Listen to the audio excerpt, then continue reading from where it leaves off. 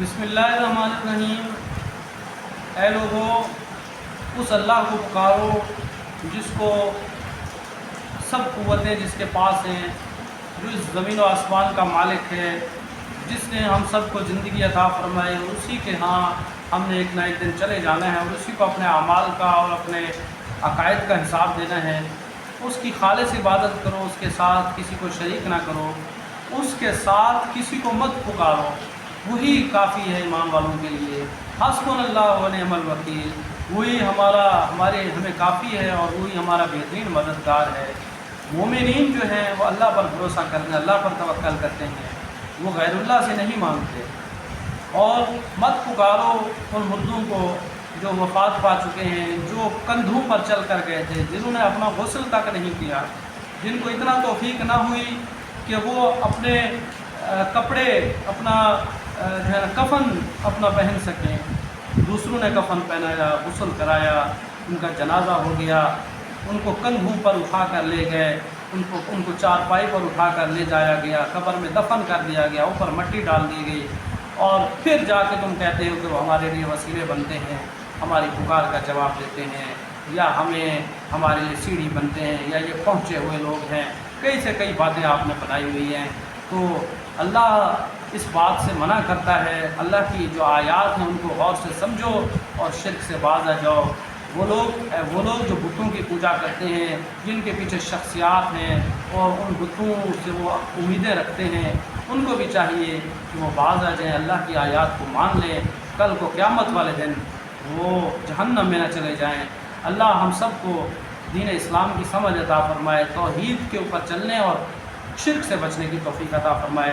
آئیے ہم مزید آیات سے دیکھتے ہیں کہ شرک کے کیا نقصانات ہیں اور مشرکین کیا ہیلے بہانے کیا کرتے تھے۔ سورہ بنی اسرائیل 17 آیت نمبر ہے 56۔ اعوذ باللہ من الشیطان الرجیم، قل ادعوا الذین زعمتم من دونہ فلا یملکون کشف الضر عنکم ولا تحویلا۔ کہہ دیجئے اے نبی کہ اللہ کے سوا جنہیں تم معبود سمجھ رہے ہو انہیں پکارو، لیکن نہ تو وہ تم سے کسی تکلیف کو دور کر سکتے ہیں اور نہ بدل سکتے ہیں۔ تو مردہ جو چلا گیا، جب وہ زندہ تھا تو اپنی تکلیف دور کرنے کے لیے اللہ کا محتاج تھا، اور جب وہ اس کے ہاں اب اس کو زندگی ہی نہیں رہی، اس کے پاس کوئی طاقت ہی نہیں رہی، نہ سننے کی، نہ دیکھنے کی، نہ کام کرنے کی، تو وہ کیسے تمہاری تکلیف کو دور کر سکتا ہے یا تمہاری تکلیف کو بدل سکتا ہے؟ تو اللہ یہی بات فرما رہا ہے کہ کہہ دیجئے کہ اللہ کے سوا جنہیں تم معبود سمجھ رہے انہیں پکارو، لیکن نہ تو وہ تم سے کسی تکلیف کو دور کر سکتے اور نہ بدل سکتے ہیں۔ ظاہر ہے یہ ٹیسٹ ہے، آپ ٹیسٹ کر لیں کہ کیا تمہاری آواز کو سن کر تمہاری تکلیف کو دور کر سکتے ہیں؟ یقیناً ایسا نہیں کر سکتے۔ آگے فرمایا اولئک الذین یدعون یبتغون الی ربہم الوسیلۃ ایہم اقرب، جنہیں یہ لوگ پکارتے ہیں خود وہ اپنے رب کے تقرب کی جستجو میں رہتے ہیں کہ ان میں سے کون زیادہ نزدیک ہو جائے۔ یہ دیکھیں، ظاہر ہے جن لوگوں کو پکارا جا رہا ہے نیک سمجھ کر پکارا جا رہا ہے، اللہ کے قریب سمجھ کر پکارا جا رہا ہے، اللہ کا صالح بندہ سمجھ کر پکارا جا رہا ہے، اور یہ سمجھ کر پکارا جا رہا ہے کہ یہ اللہ ہم گناہگار ہیں، ہماری نہیں سنتا اور ان کی سنے گا، ان کے وسیلے سے ہمیں اللہ معاف فرمائے گا، ان کے وسیلے سے اللہ خوش ہو کر ہمیں معاف کر دے گا۔ ایسی بات نہیں ہے۔ اللہ فرماتا ہے کہ وہ تو خود اللہ اس جستجو میں رہتے ہیں کہ اللہ کی قربت حاصل کر لیں، اللہ کے قریب ہو جائیں، کہ ان میں سے کون سا زیادہ نزدیک ہو جائے اللہ کے۔ تو وَيَرْجُونَ رَحْمَتَهُ وَيَخَافُونَ عَذَابَهُ، اور وہ خود اس کی رحمت کی امید رکھتے ہیں اور اس کے عذاب سے ڈرتے رہتے ہیں۔ تو جب وہ خود ڈرتے رہتے ہیں اور اللہ سے رحمت کی بھی امید رکھتے ہیں اور اس کے عذاب سے بھی ڈرتے رہتے ہیں، دونوں کنڈیشن ہیں، دونوں کیفیات ہیں، تو ہمیں بھی ایسے رہنا چاہیے کہ اپنے رب کو خوف اور طمع کی صورت میں پکارنا چاہیے۔ جیسے اللہ فرماتا ہے ادعوا ربکم خوفا وطمعا، اپنے رب کو خوف اور طمع کی حالت میں پکارو، یعنی ڈرتے بھی رہو اور امید بھی رکھتے رہو۔ تو یہ ایمان والے تو یہی کرتے ہیں کہ اپنے رب کو پکارتے ہیں خوف اور طمع کی حالت میں، اور جن کو یہ پکار رہے وسیلہ بنا رہے وہ تو خود اسی بات میں اس امید میں رہتے ہیں کہ کس طرح اللہ کی قربت حاصل کی جائے، اور وہ خود ڈرتے بھی رہتے ہیں اور خوف زدہ بھی رہتے ہیں۔ ان عذاب ربک کان محذورا، بے شک تیرے رب کا عذاب ڈرنے کی ہی چیز ہے، تو اللہ کے عذاب سے ڈریں، شرک سے باز آ جائیں اور ڈائریکٹ اللہ کو پکاریں جو ہماری شارک کے بھی زیادہ قریب ہے۔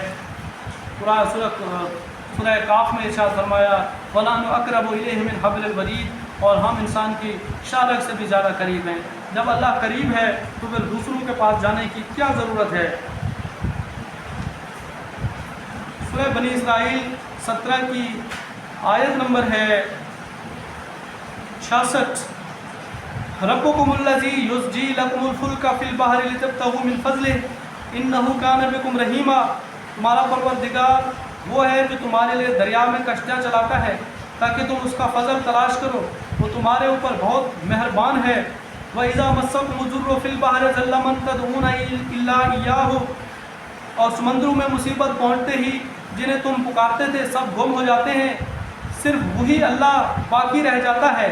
فَلَمَّا نَجَّاكُمْ إِلَى الْبَرِّ أَعْرَضْتُمْ وَكَانَ الْإِنسَانُ كَفُورًا، پھر جب وہ تمہیں خشکی کی طرف بچا لاتا ہے تو تم منہ پھیر لیتے ہو اور انسان بڑا ہی ناشکرا ہے۔ یہ انسان کی فطرت ہے، انسان کی یہ عادت ہے، چاہے جتنا ہی بڑا مشرک کیوں نہ ہو، اس کے دل میں فطرتی طور پر اللہ کا خیال ہے، اللہ کا عقیدہ موجود ہے کہ ایک سپر پاور ہے، ایک بہت طاقتور ذات ہے۔ جب وہ دیکھتا ہے کہ دوسرے میرے کام نہیں آئیں گے تو اس کے دل سے سچ نکلتا ہے اور وہ اللہ کو پکارتا ہے اور اس مشکل سے بچنے کے لیے بڑے گڑ گڑا کر دعائیں مانگتا ہے۔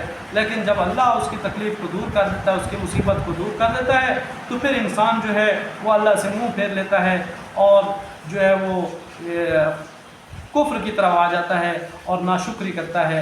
اقول قولی ھذا استغفر اللہ استغفر اللہ استغفر اللہ۔